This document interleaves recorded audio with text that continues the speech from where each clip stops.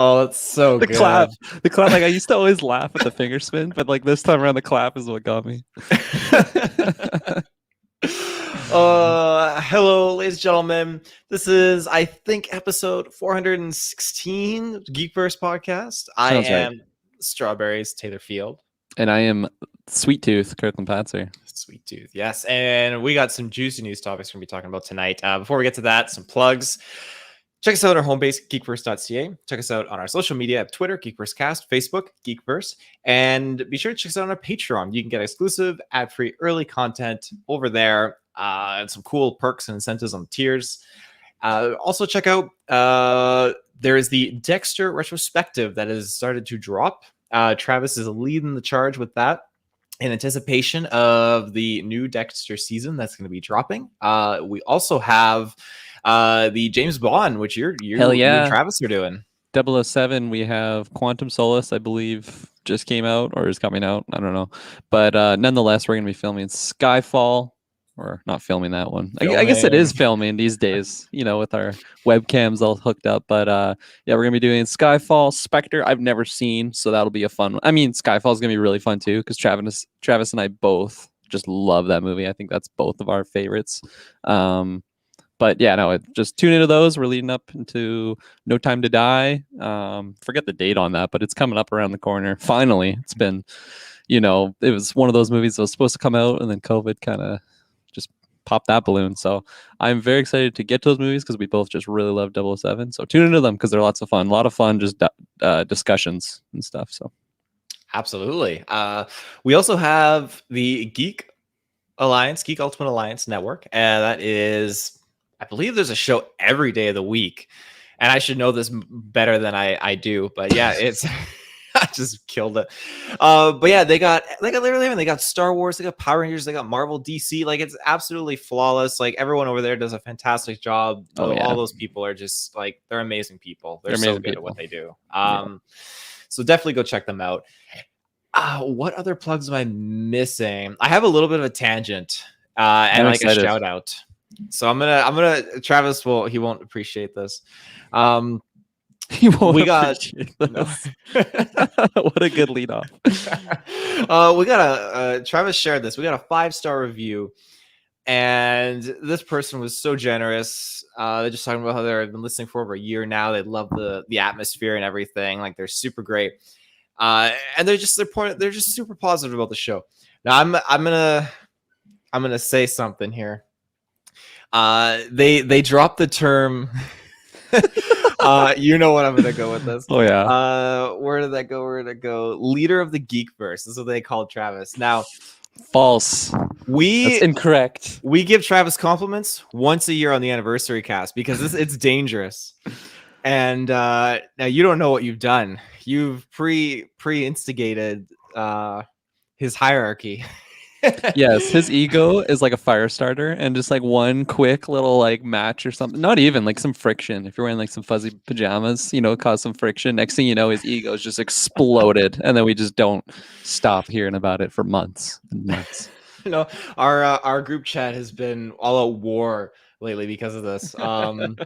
But no, yeah, like Travis, he does a good job. He does a good job. Topics and everything. So. That's true. Just that one line. It was a very well-written review, and thank you so much to you that wrote it. It was very heartfelt. Anytime we get a review like that, it's always really cool because it's just, I don't know. It's one thing to just jump on, do a cast with you, or maybe you and Travis or the rest of the podcast crew, but it's just when you get a review like that, it's a good reminder. There's actually people listening to us and enjoying what we're listening to, and that's a huge thing because without the listeners, it would just be you and me talking about stuff that we're passionate about, reviewing our own stuff. Maybe that's what I have this tinfoil hat theory that review was written by the one and only Mr. Travis Snell because he just praised himself a little. But he did say that if it was him, he wouldn't have even shouted us out. So I think I believe him to that extent. I believe it. Well, I don't know, because he's lied to me on many occasions. He's falsified accounts just to stalk me. We caught him. We caught him. Yeah. So his credibility is a little iffy there. But yeah, so we're gonna get into some news now. So the first thing that I think we're just gonna dive right into, this is like, it's the big image on the thumbnail. This is like, it's got your gal in this, Kirklin, Hell and yeah. lead us in. Are like, what are your thoughts on Hawkeye? I'm glad you told me, because I mean, when you said your girl, I assumed what it was. Florence Pugh. I haven't seen the thumbnail yet though, so I was like, oh no, what are we talking about here? But yeah, no, Hawkeye. We finally got the trailer for the show. This has been, I I don't know if you feel the same towards the character of Hawkeye, but he's one of those characters. I've never really experienced too much of him in the comic books, other than like what we've seen when we've been recording those comic book versions episodes that are always really fun. But I don't know. He was someone that when he was first introduced, I'm like, this guy's just kind of boring, especially when we have someone like the Hulk, Thor, and then we just got this guy with a bow and arrow. But he really just grew on me. I feel like a big part of that is probably like Age of Ultron, Civil War maybe, and definitely like Endgame, because he just had some really big character moments in that movie. So he really grew like on my tier list of Marvel characters, I think. So this was a show, especially once I heard like Haley Steinfeld was in it, I just got like super hyped. Big fan of hers, and yeah, I've loved all the MCU Disney Plus shows that have come out so far. So I'm just really excited for this one. We got the trailer for it, and I was kind of late to see the trailer. I'm not gonna lie, I saw it for the first time today. So some people at work were talking about it, and they seemed pretty negative on it. Honestly, I haven't like seen too much of people's opinions on Twitter or whatnot, but so I'm excited to hear your thoughts. But before we get to you, I'll just finish here. I really liked the trailer. I'm not gonna lie, it was something that I wasn't expecting. It was a lot more like lighthearted and comedic than I was kind of expecting. But I think that's like a mask, honestly. I feel like it's like, oh, come watch this awesome Home Alone type feel show, because it's just like they're in Christmas, it's Christmas time. And I don't know where it's set. I'm assuming New York. Home Alone 2 vibes. That's what I got from this trailer. But I don't know. I feel like there's gonna be some moments that kind of surprise us and being like, oh, this is a lot more like of like a serious character moment for our character Hawkeye, because he's gone through a lot of shit. And I feel like, I mean, they even emphasized it in the trailer of like, my past is coming back to haunt me, or whatever that line is that he dropped. But I think there'll be more of that than what we've been led on to believe, that was shown in the trailer. And again, I could be completely wrong. This could be just like a full out comedy fest, which I think I would still like it, because I like Jeremy Renner. I liked all of his comedy in the MCU. I think he's got some really good one-liners. Haley Steinfeld, like just from what I've seen in the trailer, like I can already tell she's gonna be like very charismatic and a very likable character. I think majority of people are gonna really like her. Which is really important when you're introducing a character for the first time, like Florence Pugh. Bring up I'm one half the Pew Boys over here, but I don't think it's I don't think it's saying too much to say that everyone kind of fell in love with her from like her introduction to the MCU and Black Widow, and I hope that Haley Steinfeld can have that same effect, because I really don't know anything about her character, like in the comic book wise, but just from what I've seen in the trailer, I think she's going to be a really fun character to just have on screen, and I'm excited to just learn more about her. So like what made her an archer, and like why is she doing all these things. So I'm hope they do a really good job with her character, and it's always fun to just have like a master and apprentice like character just situation in a show like this. So all in all, I'm quite looking forward to this one. I think November 24th is the date, leading up to Christmas. I think it's a really fun thing to do, because it's going to be like a weekly drop, just like the other ones were, and then leading up to Christmas. And that's kind of like what they're showing in this trailer. Like, I gotta say goodbye to my family for right now, but I'll see you guys for Christmas. And then it's leading up in real time to actual Christmas time. So I think it's just a fun like marketing thing to do, as well as just releasing of the show. So that's my long drawn out thoughts of the show. What about you, Taylor? I'm super excited for it, and it's the Christmas gimmick that's just kind of working on me. Like, I love they copped out and used a Christmas song throughout the whole trailer, and that's one of my favorite Christmas songs. And yeah, he's just, it seems happy-go-lucky. The humor just seems, as you said, super charismatic, especially from Haley Steinfeld, and it just, it's jiving with me. I'm super, super pumped for it. I loved Falcon Winter Soldier, and I feel like this has vibes again that aren't super, super dark, especially with like the John Walker kind of storylines, everything along those lines. It just feels like a cool bond between the two, and not that he's like disowning his kids, but he's like adopting her, so to speak. You got a 2.0 child. Yeah, exactly. My daughter wasn't good enough at archery. I'm sending her home. I have a lot of questions though from the trailer. I'm wondering, like, why is she wearing the Ronin armor? What was her plan with that? Like, are you trying to get Hawkeye's attention? Why are you so surprised that he showed up when you were like impersonating him? What the fuck is this background? Travis Snell. Oh, that's great. Strawberries, Travis. It's strawberries. Yeah. Brother. We have a sweet tooth for strawberries. Come on, it goes hand in hand. I took my father's love. Angie's love. And thank you for the compliment on my hat. I love this hat. So, anyways, you were in the middle of something. Just I'm excited for the show. I really, really am. I think I grew up loving Robin Hood. Like the Kevin Costner Robin Hood just had me, and I feel like, this is the modern day superhero Robin Hood, and it's just it pleases me. I should say. It pleases me. Did the other, like, I don't even think it was modern day, but the other Robin Hood, did that please you? With Jared Butler? No, not even the younger kid. I keep forgetting his name. The lad from the Kingsman. Oh, right. With Jamie Foxx. I actually really enjoyed Jamie Foxx. Yeah, he was like Friar Tuck or whatever the hell that guy's name is. Yeah. I can't remember the name of that actor, but yeah, he was so charismatic. Like Taron Egerton or something like that. Yeah, something like that. Yeah. And you liked it? Sorry, I missed that. I did. Yeah. I mean, I'm not telling people to go out and watch it right away because I think might get a shot. But give it a couple years and then you guys can see it. Is that how you recommend it? Yeah, exactly. Like most of the films I like. That's how I have to put it. That's funny. And then sorry. No, go ahead. Well, I was gonna just Travis Snell, GeekVerse podcast, he asked us a question relating to I think it was him. It was him. How much of Hawkeye's trauma from Endgame will be covered, or do you think it'll be just like the trailer and Clint is past that and just happy-go-lucky now? That's where I was kind of alluding to when I was breaking down my thoughts on the trailer. I think that this is like it's going to be all fun and dandy, but then there's going to be some moments that is going to surprise like the general audience of just like, oh wow, they're really diving into some darker things, because he's a character that's gone through so much. Like lost his family for like 5 years, did some like crazy can you hear that? No. Okay. I think Madison has like the TV too loud. Can you hear the TV through my? No, I can't. Shay's just playing with Marco with like a squeaker toy. So and then you lifted like your earbuds. So breaking the fourth wall there, but it's all good. No one can hear anything.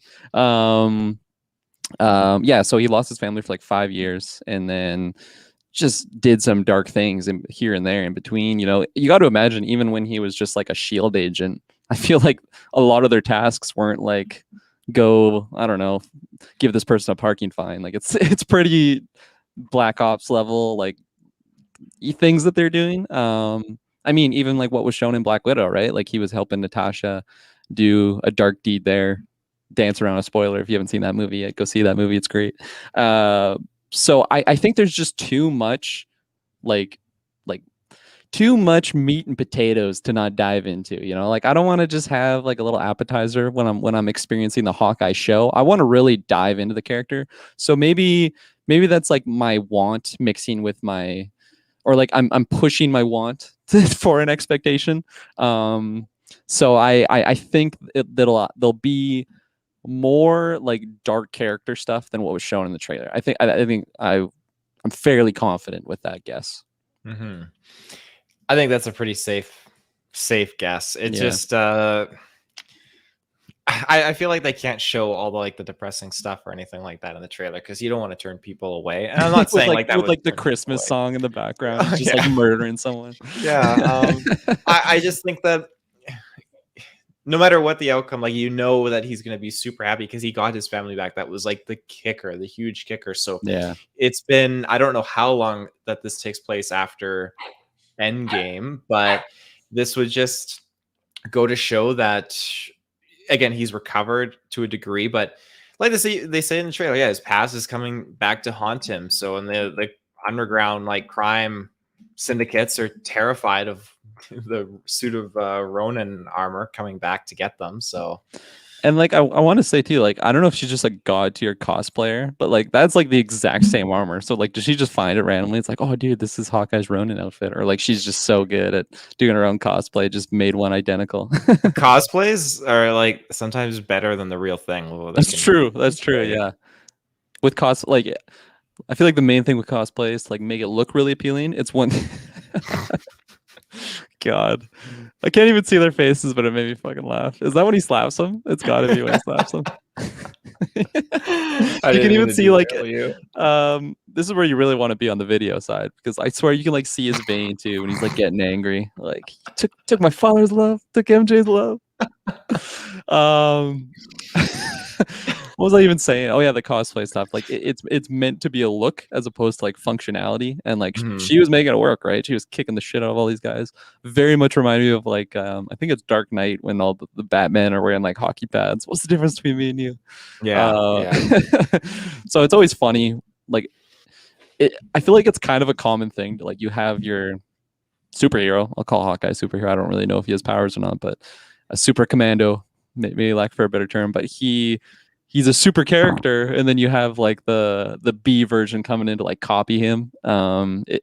We've seen it so many times in like superhero movies and stuff like that, and it's still a fun situation for this one, right? Like especially with like the gender swap. Like we have someone who's the new Hawkeye, but it's just so happens to be female, and she's just kicking ass. And I'm just so excited to see their chemistry like build. I hope there's something that like it grows upon. It's not just like episode 1 happens, we meet Haley Steinfeld. I don't even remember what her name is. I think it's Kate Bishop. Yeah. Okay. It was in my head. I wanted to say it, but it didn't sound right. So I'm glad that you corrected me. So I hope that when they meet Kate Bishop, it's not just like, oh, we're best friends now, you know, like it's actually a build up to it. And yeah, all in all, I'm really excited for the show. Like I already mentioned, all the other MCU shows have just been killer so far. So I think the bar, like the par is pretty high. And I hope they beat the par. Yeah, I couldn't agree more. It's anticipated, and it comes right before my birthday, so I'm super, super jazzed for it. Let's see. Do we have anything else that we need to mention here? For the Hawkeye stuff. Not really. Just make sure I got everything checked here. Okay, yeah, I think we're good. We're gonna jump to a quick ad break, and then we'll move on to our next topic. And we're back. So we are going to dive now into the wonderful world of DC. The wonderful world of DC. I love it. So how much do you know about the Penguin? I know that he's in the Batman movie, and I also know that he's getting his own supposedly show. I don't know if it's set in stone, which I just found. I always find it funny when it's like a character's about to be introduced and something that's not even out. They're like, "Oh yeah, we confirm there's more of this character." It's like, hold your horses there. Like let's see if the first version works out. I don't know. That's very surface level knowledge. I feel like the image that I saw of supposedly Colin Farrell as the character of the Penguin, I'm like, there's no way that's Colin Farrell. Like, you know, it just look like him. No, it doesn't look like him at all. Yeah. What about you? I think it's funny how you put that, because like when I had first saw like the article, I think Travis had shared in the chat, and I didn't know it was a rumor, so it was like, oh, they're doing HBO series for the Penguin, and now they've approached Colin Farrell to see if they can arrange him to be in it. I'm like, hold on, they already started this show and they haven't even casted the Penguin in it from the movie. Like, that's so stupid.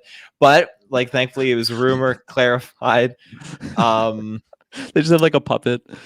Like it's like your main protagonist, but you just don't have the actor, so you just have to shoot all like the side shots and stuff, the filler Yeah. scene. So, I mean, from judging from what the Hollywood Reporter is stating, the Penguin spin-off series is in the works at HBO Max. So I guess like super, super early concept stuff. And again, they approached Colin Farrell to see if he's interested, I guess. But like if and I'm just putting this out there because I'm not an actor. I don't know how these actors do it, like Christian Bale and such. But if Colin Farrell has actually like totally gone through this huge physical change, put on the weight, done all this stuff, like I just wouldn't do it. Like if I did all that and then I was like, okay, now I'm gonna lose it all, get back into shape, be good, and then they're like, hey, we want you to do it again to yourself. Yeah, it would make a lot more sense if they're like, hey man, while you're already chubby and like you still have that weight before you lose it, let's film some more and then get you some more dough, hey? Exactly. I feel like that would be the way to pitch it. And I mean, we don't really know that wasn't the case. So it would just make more sense doing that. But yeah, 100% agree with you. Like, it's just not healthy. Like, even Christian Bale, I think he said, like, he's just not doing like those super body changes anymore because it takes a toll on your system. It's crazy when, I mean, he's the most extreme case, right? Christian Bale, when he just like got super jacked, lost all the weight, and then got like really fat again. Even just like, I don't think it's his most recent thing, but it's that one where he's like Dick Cheney and he like gained so much weight. So like, oh my gosh, that must be just so bad for you. But that's why he's one of the greatest actors of all time. It's true. They could always go the Thor route. I mean, that's always an just option a fat too. suit. Yeah, no, 100%. The prosthetics. Exactly. So I mean, if the show comes out, I definitely like I'd be excited for it. Yeah. I mean, no reason not to be. It would build off of that world, right? Exactly. And like you have access to HBO Max, so it would just be there and easy, like usable for sure. No reason to like not tune in, especially if you liked the Batman, which might be a bold claim, but I feel like we're all going to at least like a little bit. Just for like who's involved in the project. I feel like it's one of those things that it'd be tough to fail, but stranger things have happened in the past. And just touching upon the interest level for it, I think it would be interesting. I think Cobblepot, street name Penguin. I think he is just such an interesting villain, especially if you're trying to like ground him and make him realistic. I think it's always interesting when you're trying to tackle that. The most iconic version is of course Danny DeVito in the Tim Burton film, and like I always loved his character back in the day. I loved his interactions with the penguins. Say what you will about those movies, but like I really enjoyed those when I was younger, and he was just such an interesting character. For like, we're looking like the Tim Burton Batman films were definitely, I think, less grounded and realistic than like let's say the Nolan films. But for some reason, like as a kid, I'm just like, oh yeah, this could totally be real. And then we got like penguins with rocket launchers or whatever the hell they had strapped to them, and it just made it seem very comic booky. In a situation where I felt like the movie was more on the realistic side. So it was just a really interesting carryover, and I don't know. I just think he would be a really, really fun character to expand on, especially if you have an actor like Colin Farrell leading it. I like Colin Farrell. I think he's so great, and just like so great at doing like really weird and like twisted roles. A great example is like Horrible Bosses when he's like that coked up son. Oh, yeah. He's so great. He's such a great actor, and I can't wait to see like what he does, especially just with those like penguin prosthetics that we've seen from like set photos and stuff like that. He just looks so different from Colin Farrell, right? Like we were just both saying that it's so hard to recognize him. And I think Penguin is such a complex character that if we really dove into his backstory and stuff, it could make for a really, really, really interesting show, spin-off show on a villain. Absolutely. I mean, very well said.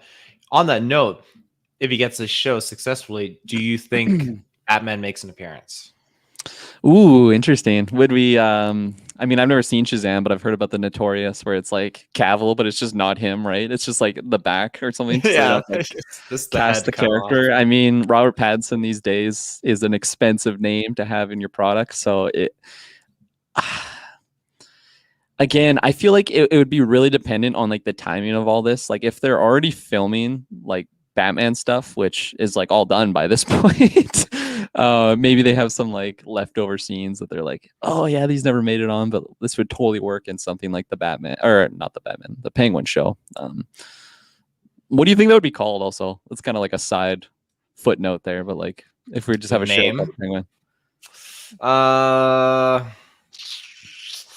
don't know. The Cobblepot. The Cobblepot. Yeah, I don't know. Nice and bare bones and lazy. I feel like it would just be the Penguin. We have the Batman movie and then the Penguin show, but I don't know. I kind of got distracted and brought up a random point there. I'm sorry. No, I don't even know that's good. Let me ask you this. So, do you think the show will be set before the Batman movie or after? I think it would be set before. Now saying that, I don't think it's out of the realm possibility for have like a bunch of different time periods, I guess, or like just like periods of Cobblepot's life. I feel like it could totally make sense if we see him just young little Cobblepot getting bullied. You know, like you just assume a character like that must have been bullied, right, when he was younger. That's what makes him so twisted. And it's raw dog and fish, as I put it, like many casts ago. Exactly. So like I could totally see that, and then it fills in the cracks on what makes him what makes him so like twisted. I think that would always be a fun instance. Now that being said, I also could see them just not doing like a bunch of time skips, like just have it in a set period of his life, like maybe when he's just like a young crook and like just kind of getting like maybe going from like a foot soldier to like a more like leading role, more like criminal mastermind role, and like that would be a fun show to watch. Just seeing like his transition and like what really makes him like the kingpin, basically. He's not Kingpin, that's crossing over to Marvel, but just, you know what I mean? Like the head honcho, the head of the Penguins, the king of the Penguins. So I feel like those would be my two that I would pin it on. I don't think it would be set after the Batman movie. For not really, like, I don't really have a reason for that. I just feel like it won't be that case. What about you? Well, it's intriguing. I mean, the idea of him being focused on, of him like rising through the ranks of another like group organization that he's in, I think is a very, very cool concept. I feel like, at least to me, I've never seen a lot of the show Gotham, but that gives me that show's kind of vibes if it focuses on him in that aspect. I think there's a lot of potential because you could bring in other younger villains at that time. Maybe that's probably getting a little bit too much to being like Gotham. I could almost see it actually being set. I can't say during, because I feel like that would, well, I'd have to see the movie and then I could probably gauge like, okay, there's lots of periods of time throughout this film where we could actually have a series focused on Penguin being off on his own in a series. But I'm actually more inclined to say after. I feel like the movie again is Bruce Wayne like 2 years into this, so there's so much more time to focus on the Penguin, and I think they could just dive into the series post the movie. Penguin's up to some shenanigans, he's running things, crime stuff, and it leads into, would I say another Batman movie? I doubt it. I feel like they wouldn't necessarily use a show to segue into a movie. I feel like it would probably just lead off into maybe another spin-off series with other characters. Yeah, it's interesting too, because now we're in that era that like that is kind of a thing where like we have MCU shows leading into it, but I feel like that's a whole different can of worms when you have like something like the MCU that has 20 plus movies already like establishing the universe, and then you can have these shows that kind of fill in some cracks, and then in the case of Falcon Winter Soldier it actually leads into the next film. But I feel like we have this new Batman, it's pretty bold to just have the movie, this random show on HBO Max that I feel like majority of the GA probably won't even check out. I don't know. Maybe it's a weird assumption because there's probably a lot of people that have HBO Max nice and available, but I don't know. I just feel like that wouldn't be the play to go, in my opinion. So. Well, they need a hook for sure in this show. Like personally for me, like I would have, as far as villains go, I would have loved to have seen a show about like Scarecrow, or like even a Joker show in there, or a Two-Face show. Those are kind of shows that I would really be like pulled into. But the Penguin, I guess it's just, I feel like we're gonna get, and this is probably a super poor example, but you ever seen Punisher Warzone with Jigsaw? Absolutely not. This is Okay. crazy. This is a That's crazy pitch. I know. I have oh, I'm gonna alienate my standing in the DC realm. They're gonna hate me. But I just feel like this is gonna like lead into being that kind of vibe where without the hero Punisher, it's just gonna be Penguin is gonna be on the same kind of tier as Jigsaw, running like a crime lord. He's just a super bad villain. He's running this crime syndicate in the city. And I feel like that's gonna give me the vibes of that film in this show. Maybe that's a Yeah. horrible comparison, but that's just me speculating at this time. But I have high hopes. I'm excited to see how this connects to the DC universe because I mean, as you said, Marvel has like over 20 like pieces of content to build up this universe. DC's got over 20 pieces too. It's just at a fucking mess. So we'll see how it goes. Yeah. Yeah. Like something like with this Batman, it just seems so disconnected from like that other stuff, right? So I feel like this is a really important movie for DC as a whole because like it's just something very different from what they've been doing in the past. It's like a standalone thing. It's not attached to other properties that they've been putting out there. But so if this just knocks out of the park, it's like a Joker level movie that like just blows everyone's minds. It'll probably be a little bit easier to watch than the Joker. But yeah, and then like just see, if it blows off and they're like, okay, now we're gonna kill it with this Colin Farrell Penguin show. Let's just say 70% of people just love it. Like I still feel like that's a really good thing, like it's just setting off more things in motion. You mentioned like Scarecrow, Two-Face, like these other like types of shows that they could possibly do. I think that's just super, super fun because DC has some of the most iconic villains and they're just not really shown because unfortunately like MCU is just fucking destroying it in the comic book game. So like that's not the main reason why DC's not doing great. but like I feel like it's just fresher in people's frontal lobes of like thinking of MCU villains, especially when you have someone like Thanos and then it's like, oh yeah, and then we have Penguin. He's getting his own show. It's just like, okay. That's a crazy comparison, Thanos and Penguin. And then you were just mentioning other shows, and I just thought of this one real quick to shout out. I feel like I don't know too much about them, but a name you might have heard of is like a Batman villain group or something. It's called the Court of Owls. I feel like that would be such a good setting to do them because they're just such a mysterious like society type villain that I feel like a show would be the best place to do them.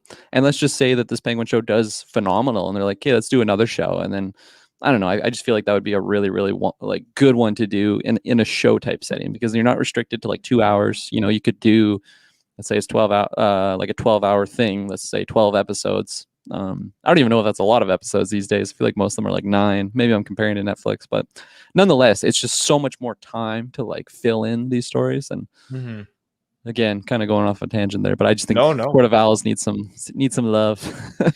Yeah, I agree. There's a lot of cool secrecy in that society and that realm, and I think that that's definitely one of the only things that's not tapped into in live action Batman. I mean, again, there could be references and Easter eggs, and if there are, I mean, that's fantastic. But me being a general audience would have no idea and wouldn't have caught on to those things. Like for me, I want to see Court of Owls in a larger format, like you said, like in a show. I think that's great, and it could have such a cool connected part into the universe they're trying to build and everything. And not just, again, it's cool to see so many different takes, like having more Jokers and more Banes and all this kind of stuff. But I feel like there's a large chunk of storyline with Court of Owls that they haven't dived into yet, and they could.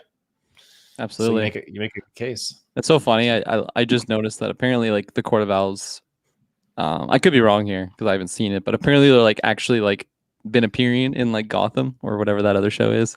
And I don't know. I've never seen that show and I haven't really been sold on it. And like everyone I feel like that I talk to about it, they're like, yeah, you can just avoid that one. But my dad tried convincing me to get into it. He was really? Like, yeah. He was like, oh, it's all these characters like before they were really who they were, kind of like making a name for themselves, all the villains. And it's Bruce Wayne's dad trying to make a difference. There you go. It's nice to know some people are liking it. Some people are, yeah. So what else do we got here? You know what? I'm going to jump to another ad break. just yeah. because, why not? Why not? This is our show. And we're back. Okay, we got some more awesome freaking topics here. So let me just pull it up here. Okay.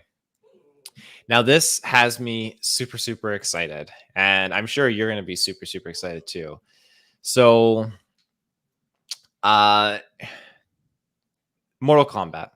Oh, you already got me excited. It's not a sequel, but it's like continuing In that universe, building. yes. Oh yeah. No, And tell me. Yeah, I'll just take that baton right out of your hands and carry on. I am like over the moon thrilled on this. I feel like, just go check out our Mortal Kombat review. Like, I don't want to put words in your mouth here, but I feel like you and I were both like pretty freaking positive on it, and like we really wanted more of it. Mm-hmm. And I felt like I'd kind of swallowed the pill of being like, yeah, we probably won't get it, but like at least I have that, to like go back to and watch it. But it's just so fun to like be jumping back to that world. There was some problems for sure in that film, but I still think that there was a lot of good stuff shown, and a lot of the good stuff that I personally really enjoyed was like the characters that they had, and I thought they did a really good job for the most part, doing justice to a lot of the iconic villain or characters. Now, I remember like Raiden wasn't the biggest fan of oh my gosh, I almost called him Sung Chi. Give me your soul, that guy. Jesus, I can't remember his name. Oh God. It's like Shang Tsung or something like that. Nonetheless, you're gonna look it up and tell me, but I really didn't like his interpretation. I think majority of us didn't really care for him. There's only 3 of us on the on the review, and I know I didn't really like it. I know Travis didn't really like it. So in this case, I can say majority of us didn't like it. So there was some stuff I didn't love, but Shang Tsung. Oh yeah, there you go. I had it. So like there was some stuff that I didn't love, but there was still a lot of stuff in there that was great. Like Kano was just pitch perfect casting. Now if we get, let's say like for every one Shang Tsung, we get like 3 Kano type characters that they just do such a good job at like casting them. I'm so into, just because there's so many different characters in the Mortal Kombat universe that it's just get as many as you can in here. And if it's a new movie, that's just okay, let's just get more characters in there. If it's another show, then that's even easier to just fill in more characters, because you could have side characters that are like actual like fighters and stuff like that. Like it's just, I don't know. I think the world that they introduced in that movie, for me personally, I really loved it, and it left me wanting more. And it sounds like it had a big enough effect on more people for them to actually like want to keep expanding on that. And it was like, I like, that Thanos gif, like this puts a smile on my face when I saw that article. It's like, oh no, they're going back and like doing more of it. It's like, oh yes, like this is so fun. And Mortal Kombat, especially like after we've been getting like into the games again and stuff, like it's such a fun property, and it's so crazy. Like back in the day, it was this super gory like arcade fighter, and now it's like its own universe and stuff like this. And there's just so much like lore and stuff to draw from that they have all the content to make a really, really good thing in that universe. And I'm hopeful, and I'm excited. Mm-hmm. Yeah, we retroed the previous 2 Hell yeah, we did. Mortal Kombat films. Definitely go check those out. But the movie, like you said, I share your excitement. It was such a fantastic movie. I absolutely loved it, and I have to go buy it. Actually, it's out, and I need to go buy this movie. But it's so freaking good. The characters I fell in love with, I absolutely adored in this film, and it motivated me enough to just finally like bite the bullet and be like, okay, Mortal Kombat 11's on sale. I'm buying it, and just like diving into it. And it was just, again, you're so right. The lore is so rich. The storylines and the backgrounds of all these characters is so in depth, and it's fantastic. So to continue this on with a universe they built in the movie, I think is great. I think they should do it 110%. They left it open. There's still so much that we can see in that world. Oh God, like it's a no-brainer not to continue it. And it was pretty successful. I'm imagining. I don't think it flopped by any means. I think I'm it did good. imagining. Yeah, I'm imagining. Because it was out in theaters and it was HBO Max, so it was like the dual release, and I believe it did pretty good. So yeah, Yeah, and like there was some bold moves that they did in the show, right? Like they had a brand new character. I feel like that's always risky. Because people might just be like, "Oh, well, there's so many characters you can pull from. Why would you just introduce someone new?" Blah. Just spewing their gulk all over the internet. But nonetheless, I digress. um, I I liked it honestly. Like it was just it was a fun protagonist to follow along. Like he's not the most like like I was gonna say rememberable, but then I just had remember. I just had that Harry Potter boy in my head. Oh my gosh, Can't why am I remember what I've forgotten. I can't remember what I've forgotten. Yeah, that's the only problem. Neville. There you go. I don't know why I couldn't think of his name there. But um where was I even going with that? Holy crap, I'm getting The on main tangents. character. Yeah, okay, so yeah, so it was a good enough character to just follow along, you know, like help us progress through the story. And if they introduce more people, like I don't think that's wrong at all because it's I think if you have every character like a main Mortal Kombat character, you can run the risk of just having some of them fall to be like a very flat character or just very filler type. And it's just like, let's say I have Katana in there and I love Katana, and then she's just like you know, someone that's just is there to advance the story and she's not really like a well fleshed out character. If I love Katana, I would be so upset. So if they have more characters that they introduce and they can fill those roles of more of a filler character, I think that's a more positive way to do it, because you'd just be running the risk of, oh no, that's my favorite character, and they just made them like a fucking filler. So that's super lame. So I don't think there's anything wrong with introduce new characters, especially when you're doing something new, like a new TV show, for example, or and again, that's assuming that's what this is. They just kind of said that they're expanding on the universe. At least that's what I think they said. I don't know. Yeah, Did they narrow it down to a movie or something? I didn't see how they narrowed it down. I like you make a great point about new characters being used, and I think in the context of the Mortal Kombat movie, using a new character that's supposed to be our gateway into this journey and learning about everything. So with that being said, they don't have to revisit that character that they created for the movie at all. They can now move on again to the tournament, get these champions in there and have them start fighting. Like I want to get to that tournament so bad. That's the kicker. I want to see Yeah. those characters all come together. And like, do you have much like experience like with the games and like what the story actually is? Because the story is actually pretty crazy. Like I looked into it not too long ago when I was really into like the latest game that came out, as well as like around the time of the movie. And it's just, I'm like, this is bonkers. Like this is like a Sega arcade game storyline, because it's just so bananas.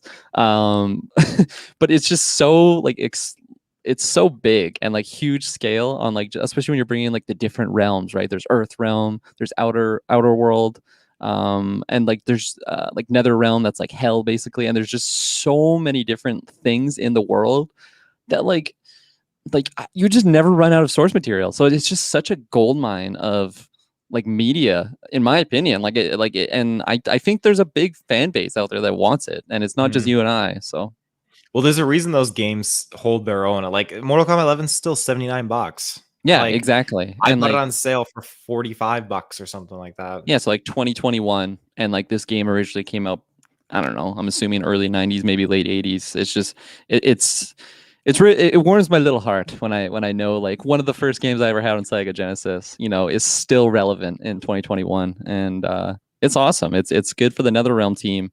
They're the people that I think that's the team name that like runs the games and stuff, and there's just so much to it, and it's so easy. Just like, that's like, it always blows my mind when people don't captivate.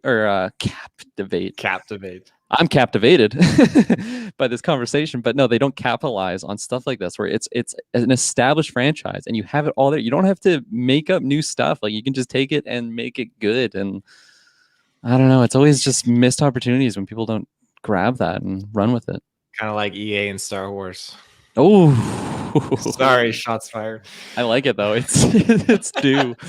Someone had to say it. Oh no, I couldn't agree more. Like you said, this game came out early on like Sega Genesis, and it's a testament to show that this franchise has had such a overwhelming support from the fan base. Now we're in 2021 going to 2022, and we're expanding the cinematic universe. It's just crazy to think that. And we're getting a new Mortal Kombat probably in like another couple of years, I imagine. Oh yeah. So No, for sure. Like I don't know how big the competitive scene is, but like it's still like it's a relevant esport. It's a great game to have an esport for like that, because it's such a competitive like skeleton to work from. So it just makes sense for it to be an esport.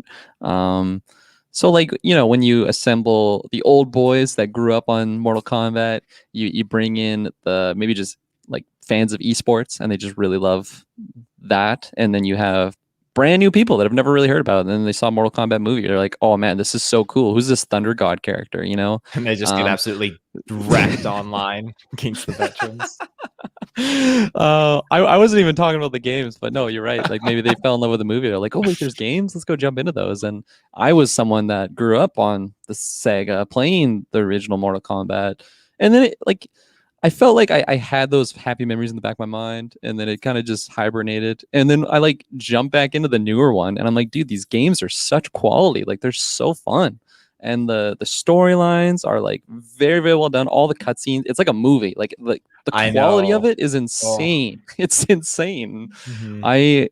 Again, this is all me just getting super giddy and excited for just more Mortal Kombat universe. Because go check out our review. Like we were literally like, I hope we get more of this, and our prayers have been answered. So sorry, I'm just going on a tangent here, but I'm just so excited that we're finally getting more of it. So plus you get one of the greatest video game scores, like themes of all time. Absolutely. I know we were a little disappointed in the movie that I think they only played it like in the end credit. It was like I think I wasn't sure if it was just the end credit. I think it came up in the movie for like the briefest like 10 seconds, and then it fizzled off. Yeah, so like God, whatever this new product is, let's just have the intro, just that classic Mortal Kombat. Like it's just so intense. Yeah, it's the right dash of like 90s. Like that just like works. Crazy. Just gets you so like just jazz. Yeah, it really does. Oh, well, do you have anything else you want to add to Mortal Kombat? Just stay tuned, because as soon as we get more information, we're going to be talking about it, I'm sure, because I'm speaking for Travis here. I know he loves Mortal Kombat. Like it's got a special place in his heart. So all of us are really just big fans of the franchise. So we'll definitely be covering more of any news that comes out and when it does.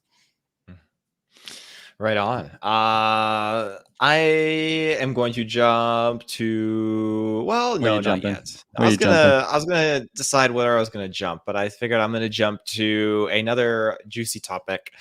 Ooh, bring the juice. You know Anthony Mackie, right? I've heard of him. I think he was in a movie that I saw once upon a time. And, so on top of him doing that movie, what do you think of him doing another movie with like a clown and like exploding vehicles? Let's just say it hits my sweet tooth. Oh yeah, that was weak. Gosh, I like heard crickets when I said that. No, first of all, like this news is just really fascinating to me, because I felt like I couldn't really put two and like it, when I think of. I mean, geez, we're beating around the bush here. If you didn't know, we're talking about Twisted Metal here. Twisted Metal. When I think of Twisted Metal, I don't think of someone like Anthony Mackie just coming in like being like a perfect combo. There is those matches that happen in Hollywood and stuff where it's just like, oh, this person was made for this role. I don't even really know what his role is. Like John Doe, is that a character in Twisted Metal? He's a character. Yeah. Okay, the only one I really know is like Sweet Tooth. Just the most like memorable Twisted Metal character. I read the plot, and I just think, like, of course I have to leave some things in my imagination for like picturing what the plot would like be like. Sorry, especially with someone like Anthony Mackie. And I'm just very intrigued. I don't want to say I'm excited or nervous. I'm just very intrigued to find out more, and I'm very intrigued for like that first trailer, especially like I was kind of laughing actually. Let me see if I still. Oh yeah, I still have the article, because what was their quote? We're thrilled to have Anthony Mackie on board. His ability to blend comedy, action, and drama is perfect for the twisted world we're creating. He had something else along the lines of like, we can't.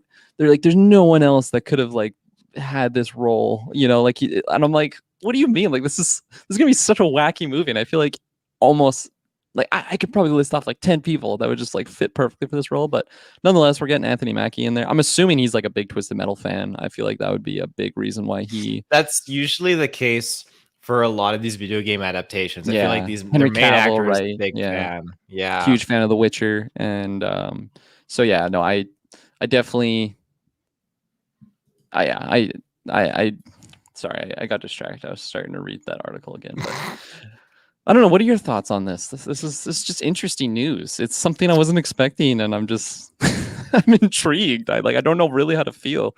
It hasn't like set in fully yet, you know?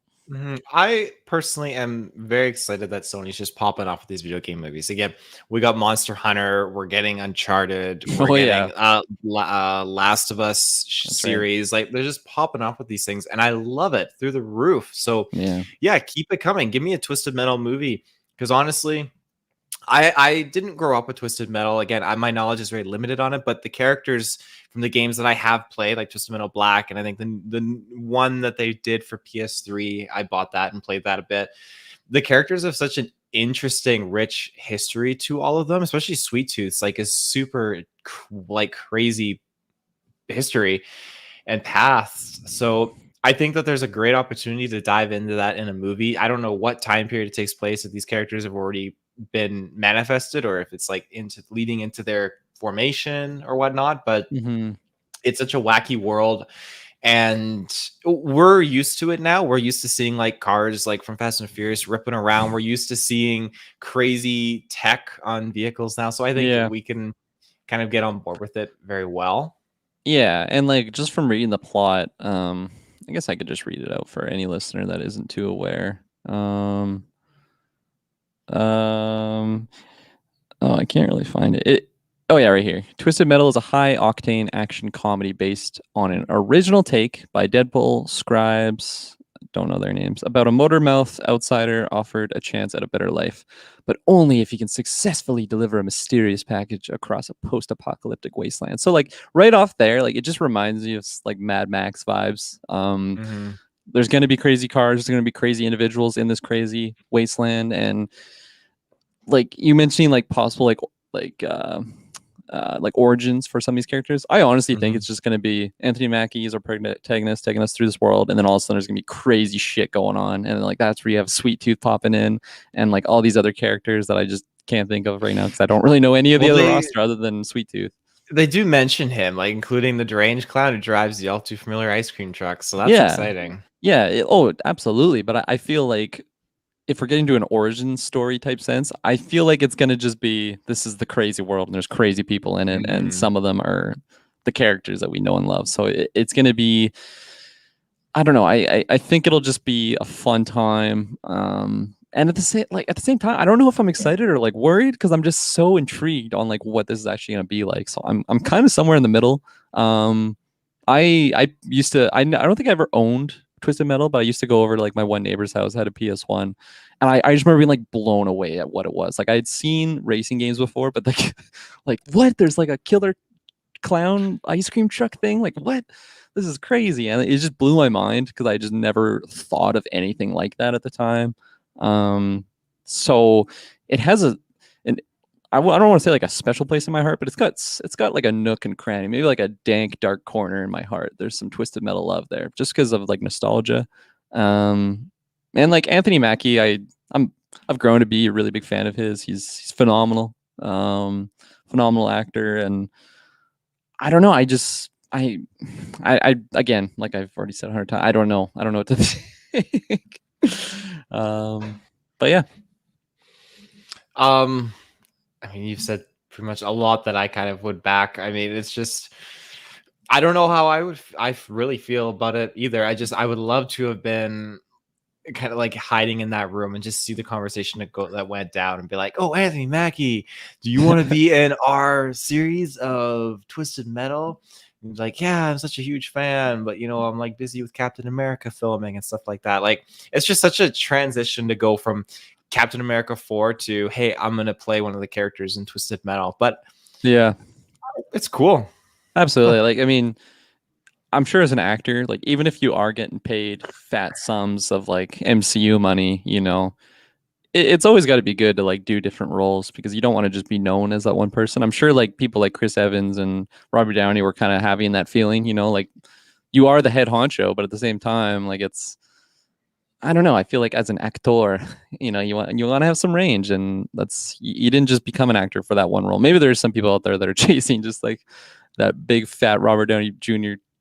like casting role type big money deal, but I feel like for him, especially if he has a lot of passion for the game, like maybe he grew up playing it and he loves it, like maybe they came to pitch to him and he was just super super jazzed on it. And like you said, I do want to find out more about like that interaction, like hey Anthony, we got the perfect movie for you.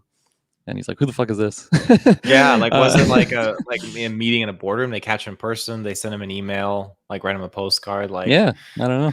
Maybe he's playing like competitive Twisted Metal online, and then he just happens to be playing against like the head writer. He's like, "Whoa, you're Anthony Mackie? You want to be in our movie?" He's just playing as Captain America with like the big wings. Oh. He's like playing his own character. Oh my god. But nonetheless, we'll be keeping an eye on this news and reporting back to all you fine listeners. So keeping both eyes on this news, that's for sure. Oh yeah. All right. I'm gonna throw to an ad, and then we're gonna keep talking news. We got still lots of news. Hell yeah. And we're back. So what do we got next on the list here?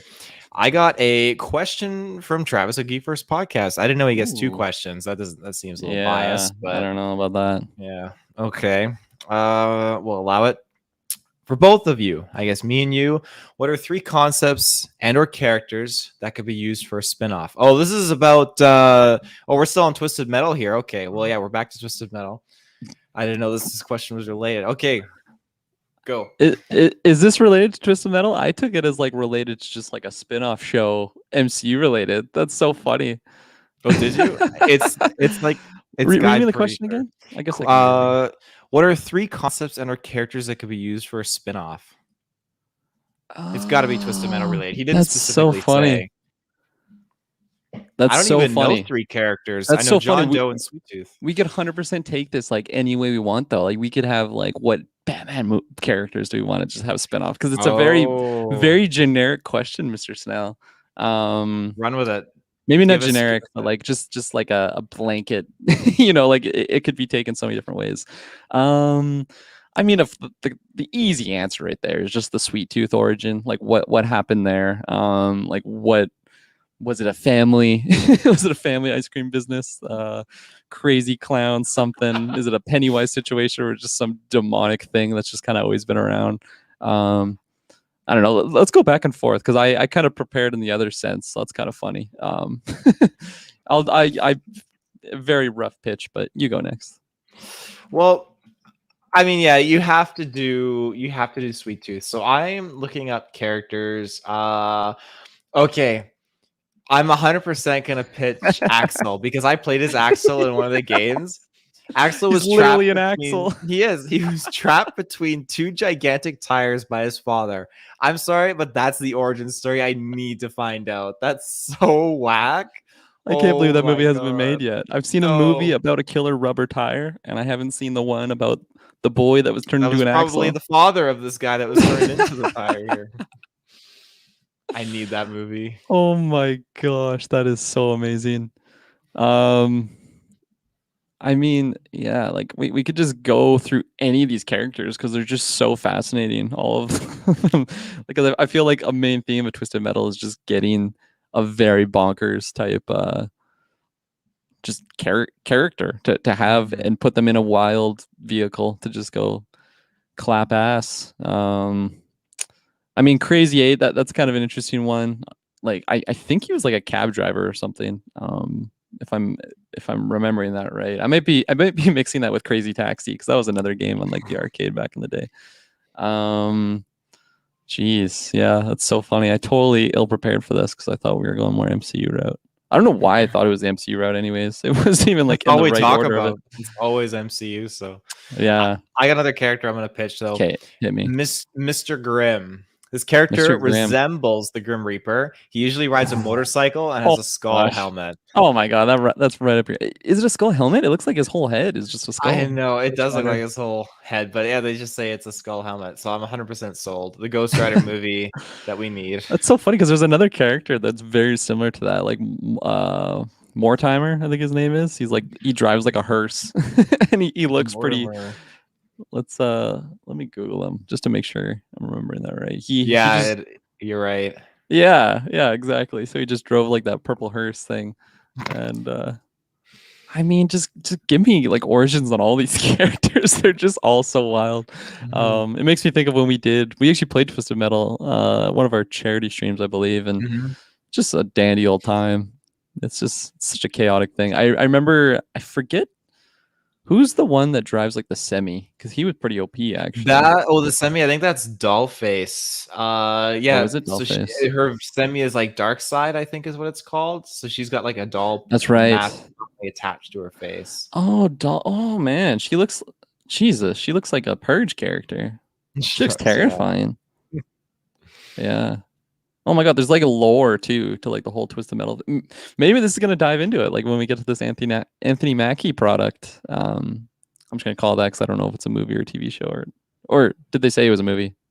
I've seen movie and then I've also seen it Oh, released okay, as a so show. it's So I don't know. I think I would bet the house on that it's one of those two. I that kind of gets me hopeful that we will dive into more characters and it won't just be like just a wasteland that we drive around and Anthony Mackie just like meets these other wacky characters, whether it's Dollface, Sweet Tooth, and then he just like disposes them right away and that's the end of them. Because I feel like for me personally, I'd feel let down. I don't even have that much attachment to the franchise of Twisted Metal, but so just a picture if you are a fan of it and you see your favorite characters get like bopped in 10 seconds by the Falcon. I feel like that'd be pretty Yeah. disappointing. But Dollface, man, I definitely want to see. I definitely want to see that because she just looks so creepy and very, very intriguing on who is actually behind the mask. Mhm. I think again, this is kind of a side note. One of the biggest things that I love about the game Dead by Daylight is each character has such a backstory to them, especially the killers. And I love that Mm, this is transferred and like transition into this game as well. Like obviously this predates Dead by Daylight, but these games that have these unique characters and killers in Twisted Metal, and they have such in-depth backstories, like I was talking about earlier with like Sweet Tooth and such. I think it's so cool, and that's so much potential to flesh out in a series or a movie because they're right. so wacky. It's like The Purge, like completely sideways. Yeah, no, for sure. And if you're just back in the day in like the 90s playing like a Twisted Metal on PS1, I feel like you don't really put too much stock in like the actual story of these characters. So anytime that you just find out more of them, unless they're just completely written to just be like a wacky one-off character, most of the time, like the writers actually put in at least some thought. I mean, Axel right there. That's What forced his dad to turn him to an Axel? That one gets me. I completely forgot his name was Axel. I knew there was a character that was basically just like two tires. God, I need that movie. I need that movie so bad. Who would you cast as the role of Axel too? He kind of looks like a beef jerky. I would need Nick Cage. He's the best I knew pick. you were gonna say that. Not even as like the Ghost Rider guy. No, I could see that mantle pass. I mean, Nick Cage was just like after Willy's Wonderland, he would just fit the role of Axel so well. I could his insanity. Oh Oh my yeah. god, that'd just be perfect. God, Uh, yeah. What a wonky character. That is so amazing. What does his dad look like? We gotta watch the movie and find out. we watched the movie to find out. Yeah. Anything else on Twisted Metal? Not really. I'm very intrigued, so I'll leave it at Okay. that. Next topic. We're getting to Halloween. Now, you never saw Ooh. the original, not the original, but the Halloween from a couple years back, did you? The original Halloween from a couple of years back. No, I have not seen that one actually. First of the trilogy that we're getting. First of the trilogy. So the next one, Halloween Kills. Is that the next one? Yeah, that's the one coming out Yeah. soon. There's one more coming out, I think, next year after. And just refresh my memory. That's the one with like the firefighters at the beginning. Yeah. Yeah. Okay. Yeah. So um, yeah, no. So I haven't seen the first one. I don't know. Do you think we're gonna do like a? I guess you can't really do a retro when the movie like just came out. Then we have the second one about to come out. I'll probably watch it leading into the next one. Mm-hmm. Again, I love Halloween. I think they're fantastic movies. I love the originals. This one in particular, it's interesting because we're getting the. It's not coming out on HBO Max, but they're doing like the HBO Max treatment where day one is theaters and day one it's coming to streaming as well, which I think is very intriguing because I believe Halloween Kills is I thought it was tied to Universal, but I'm probably wrong. Universal Pictures? No, I think I'm right. No, maybe I'm not. I don't. Oh no, I'm right. Okay, Universal Pictures is connected to it, so I'm quite surprised because, well, I was getting there, Travis. I was getting there. Universal Pictures. I just think it's interesting because none of their films have really dropped out on streaming right away. At least anything that they've really tied with. At least off the top of my head, that's how I feel. So I mean, maybe there's a chance that Jurassic World will pop on Peacock. Travis dropped in the chat there. Peacock is a streaming service that this will be dropping on Halloween Kills, same as theaters day one, which seems to be like the norm. But although Disney is not really going that route anymore. Yeah, no, absolutely. Mm-hmm. How do you feel about that?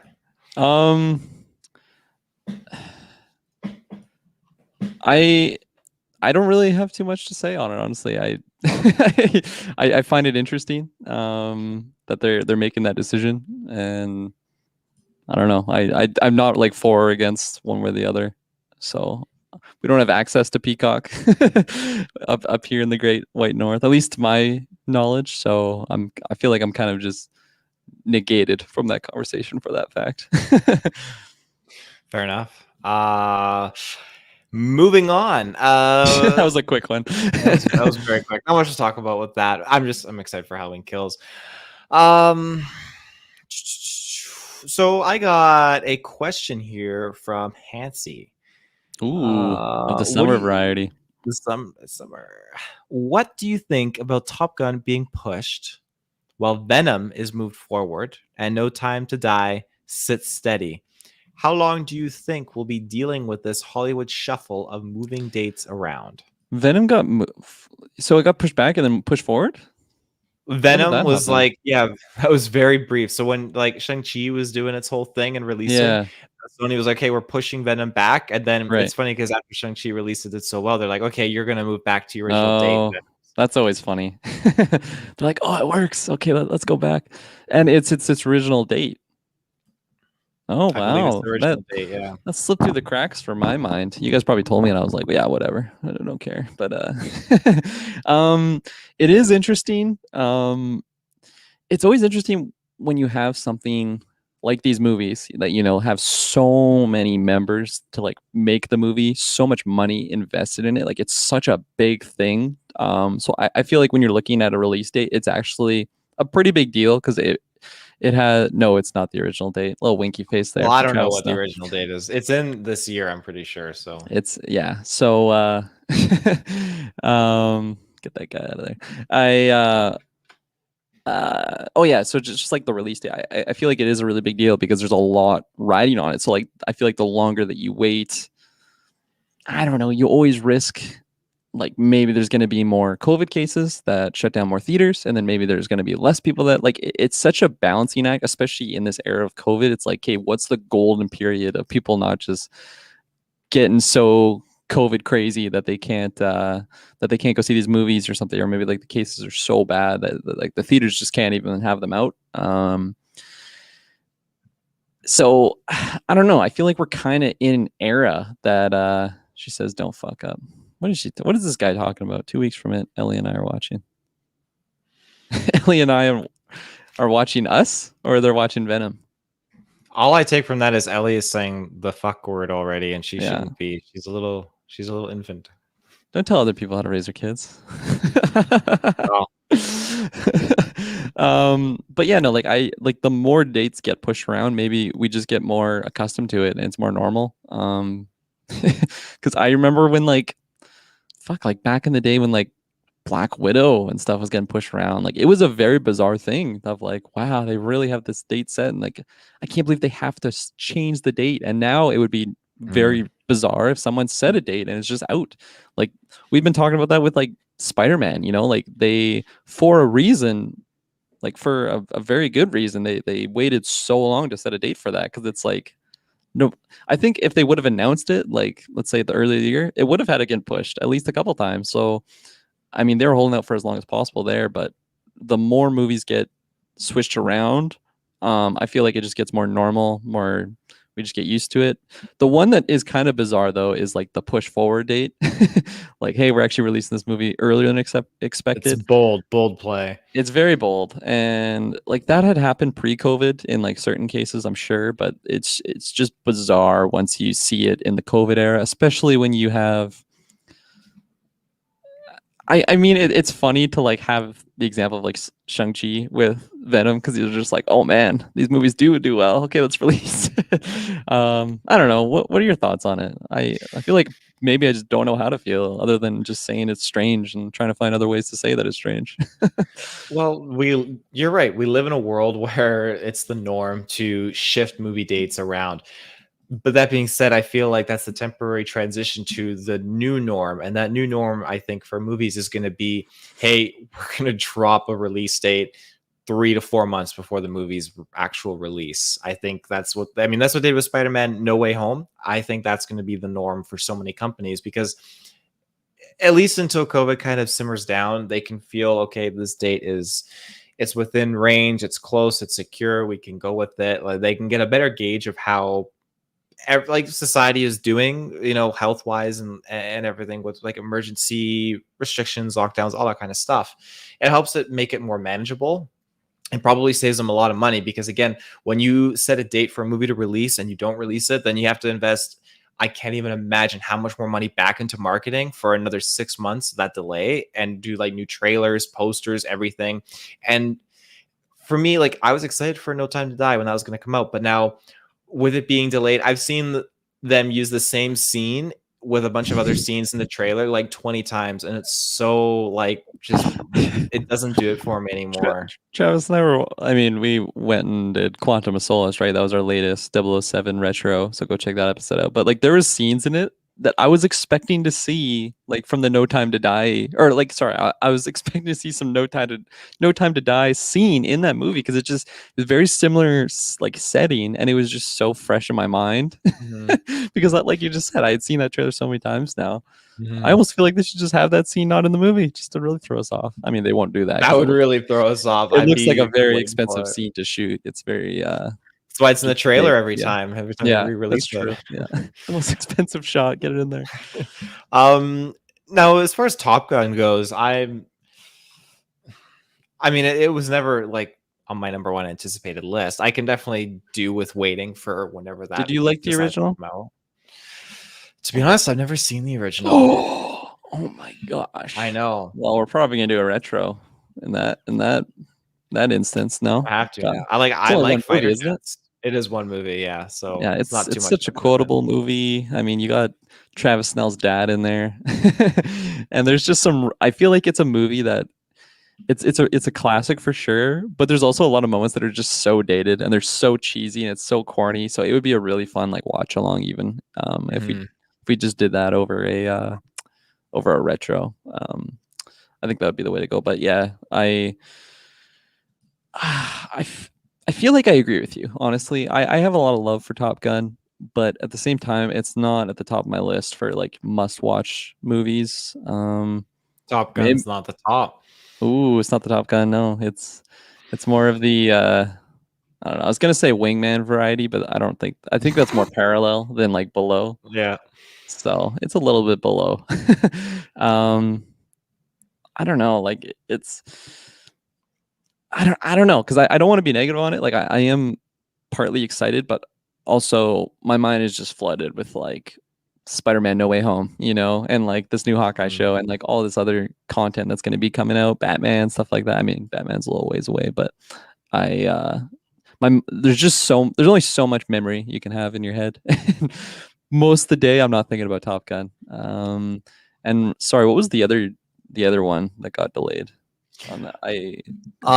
The other one was No Time to Die, Top Gun. Or no, sorry, No Time to Die sits where it is. Top Gun was pushed, and Venom was moved forward. Right. I mean, No Time to Die sits where it is, and like how many times has it already been pushed? Yeah, yeah. I don't know. I don't know what else to say on that. What about you, Taylor?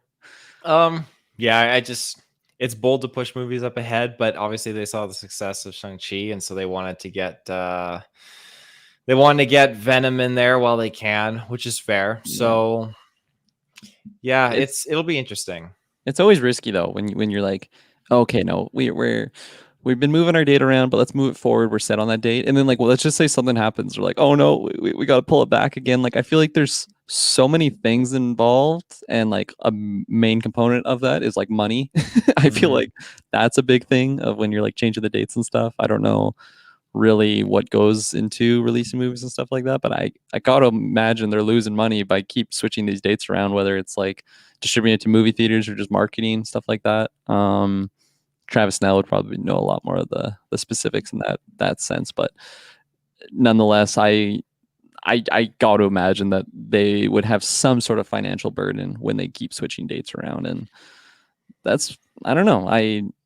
It's just very bizarre, the fact that they pushed it back and then they pushed it forward. Now, we talked about Shang-Chi doing quite well, and that probably has a lot to do with it, but at the same time, Shang-Chi and Venom are two very different movies, right? So like, I don't think it's the same type of audience that would be going to see those movies. Maybe they think it is. I don't know. So here's some interesting numbers. So Ooh. for a few weeks at a time, for delaying a movie, it could amount to about $200,000 to $400,000 in marketing fees. Oh That's my if it's only a gosh. few weeks. So depending on obviously other factors and stuff, it could increase to just under 5 million if they have to delay again without sufficient notice. So Wow. Yeah, that's, I don't know. I feel like in my head, I feel like I was picturing that number, but like when you said it out loud, it really struck me at like how much that actually is. It's like, holy shit, okay, that's actually quite a lot. And especially since we're not in like the golden era of seeing movies, and I'm not saying because of like the time, like the era we're in, mostly just because of COVID, right? Like that's a huge thing. Like the movie numbers are just going to be significantly lower than what they would be if we had no COVID, right? So it's a very just clear point, and it's when you're dropping, or let's just say you're losing $250,000 when you keep switching these days around, like that's a big hit on it when you're already going to be not making as much money as you had originally planned when you were in the writer's room making this movie pre-COVID, right? Oh, absolutely. Yeah. That's a lot of money. That is a Hell yeah. lot of money, especially because I mean, what films opening weekend have to make like, I mean, nowadays an opening weekend is like around 80 million, 100 million. It's so different than what it was pre-COVID. It's crazy. It really is. Yeah. So if you're losing 400,000, that's, and like what is it? It's like you have to make like double your budget to like basically just make profit, because you have like advertising and all these other expenses that you have to pay out. So yeah, it's an interesting situation for movie makers during COVID. Yeah, but certainly is. Good question, Hansi. Hope that answered at least part of what you were asking. I think that is everything. But I'm going to throw you one last quick little topic because I'm curious about your thoughts. So Nolan got hired on to he's got his new movie about like the A-bomb, and he's working on it with Universal. Like he is no longer with HBO. Right, Nolan. Yeah. How do you feel about that? I feel like honestly, I've never really care too much about like the loyalty of like a director to like a studio. I don't really understand that, because at the end of the day, like you're just making a movie. So like as long as they're giving you the right, maybe that's countering my own point. Then like maybe it is important, because you want to have creative control. You want to have like a list of demands, and not just have a bunch of like executives come in and be like, oh yeah, this is what you wanted, but this is actually what it's going to be like. So kind of counter my own point there. It probably is very important, and it seemed like just the relationship between him and his previous one was fizzling out, and hopefully he finds a lot of comfort in Universal. You said he's going to from Warner Universal, Brothers, yeah. And Warner Brothers just, I don't know, man. They're like turning into like a bad press these days. I feel like it's not often where I'm seeing a positive news Warner Brothers related these days, and it's it's never a good sign. If you're like a Warner Brothers fan, I think those numbers are dwindling these days, just from all these other cases that we're hearing, whether it's like abusive situation of like a director abusing his cast mates or whatever the hell they called. And yeah, like I don't know. I don't focus too much in on like the political side of like the cinema stuff. So what about you? Do you find it interesting? Do you find it tantalizing? I find it interesting for sure. I feel Yeah. like, and I know we talked about it, me and Travis, briefly in the chat. Like, there's no way he was gonna touch Disney with a 10-foot pole after the Black Widow stuff. Right. That's what Travis had mentioned. I mean, it's totally true. I mean, his main debacle was just dealing with the streaming component, and it seems to be like the case of many directors. So, like, look at oh gosh, what's her name? The lady who directed Patty Jenkins. Look at her and her statements. A lot of people are very cross and unhappy with what she said about, streaming movies and theatrical movies. That was a pretty comical statement that she had. Yeah, very bold. And it just goes to show, like, I don't want to say like some of these directors have put it on like a pedestal, but I can respect to a degree like the art that needs to be appreciated in a big screen format. And Nolan's movies, I feel like he creates the movies for that experience. And when you do that, like, you want to deliver, you want to create that aesthetic and that wow factor for the movie theater itself. Because again, there's movies that have been made for TV, and those are the Hallmark Channel movies. Not bashing them, but like, that's Hallmark movies. So I feel like he'll do pretty good with Universal. I think it's kind of funny. I kind of mean to myself, like, oh, Universal doesn't have to do anything. He just like went to them because they didn't do anything stream wise. But watch them now, like, hey, we got a great contract for you, Nolan. We're gonna put your movie on stream on Peacock. They have like their own streaming thing. It's just called like the Nolan or something. The Nolan, yeah. I like you brought up Disney, and I feel like, yeah, it is kind of, it's not smooth sailing when you look at like the Black Widow scenario and how kind of messy that debacle got. Because they were kind of like, no, we don't order anything. This is the way it is. And then it's like, there's going to be some button heads. Part of me is just like, I can't really picture like a Disney Nolan film. Like, I don't know. There's definitely some like out there type movies in the Disney umbrella, but it for some reason it's just hard for me to put Nolan's just like creative vision like under a Disney umbrella. Probably just because it hasn't happened yet. That's probably the main reason why it's just hard for me to notice. So I feel like, again, that's just a pairing I don't really see, but like I said already, like I don't really put too much focus on like these studios and who, like, what umbrella this movie's coming under. I feel like at the end of the day, I see the director, I see the cast, let's see the trailer, and like that's the way it goes for me personally. So maybe I'm just not the best person to really comment on this type of situation. It's still it's still interesting when you have a big name though, like Nolan, and like it's almost like you have like let's say like a number one hockey player that's just like switching teams. It's like, oh my god, can you believe this? It's like, where's his loyalty to his team? It's kind of like that when you where's his loyalty? You get like a director like Nolan, because he's just such a big name, right? Like he's on that Mount Rushmore, in my opinion, of like the big directors. So Mhm. I can see why it's a big deal. For me personally, I don't really focus in on it too much. Yeah, fair enough. Well, I think that's it. Our topics have been exhausted. I one last thing just to really touch Ooh. upon because I saw this question. Oops, not that one. Ayo, just had to show that out. What do we think about the Venom 2 runtime? I didn't really think about the runtime. And then after that question was proposed, I like Googled it and like I didn't realize the first movie was like 2.5 hours, like 2 hours and 20 minutes. Oh, it's a chunk of And time. then like the second movie is going to be basically a full hour less. I think it's an hour and a half flat, which Mhm. is honestly, I like when I see numbers like that. Unless it's like Lord of the Rings. That's where I want my 4 hour movies. But like something like Venom, I think an hour and a half is going to be good. I think the pacing is going to be good. I think it won't be dragging on too much. Now that being said, if this is only an hour and a half movie and there's moments that drag on, I'm going to be pretty disappointed because we only have so much runtime, right? But I still think the below 2 hour mark and like by a decent mark, right? Like a full half an hour less. From just that 2 hour mark, almost an hour less than the first movie.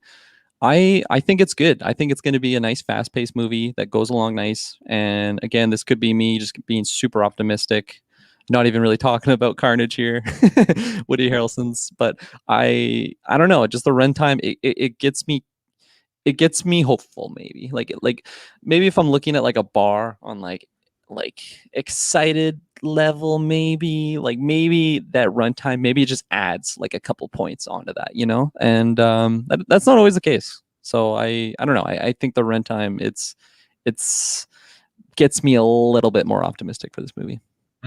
Well, again, great points. I think Thank you, sir. Andy Serkis he's a great actor. He's great in the film industry. Like he's quick, he's concise, he knows how to deliver, and I feel like that's going to be represented in this movie. I feel like there's not going to be slow moments. I think he's just going to give us the things that we want, the good action scenes, trickle in with some character development, and nothing kind of going like dilly-dallying, I should say. So I think 90 minutes is great for a superhero movie. I think anti-superhero movie. I think that in terms of this character, I think it'll be fantastic. And yeah, I mean, there's interest there for this part of, I guess, the MCU, for what it's worth. But it's not like same interest as like MCU, but it's interest to see what they're going to do with these characters and how it's going to connect. So again, I'm sold. I'm excited to see it. I'm excited to see how it's going to tie in to like Morbius and that kind of realm. So I think that 90 minutes is great to tell the story, have these characters, form their backstories, part ways, all that stuff, and then we can move on. Yep, absolutely. Couldn't have said it better myself. Okay. Well, are there any more topics you want to populate? I have no other hidden topics that I want to reveal nowadays. I'll pull a Palpatine and work in the shadows for a nice big reveal, maybe next time. And then that, like, you don't know if I'm gonna drop it next time, so you have to tune into every episode. That's like a nice little catch for any viewers out there. All right. Well, plugs are at the beginning of the episode. Yeah, let's get out of here. So until next time. Okay. See you as quickly as we came, we leave even faster. Oh, yeah.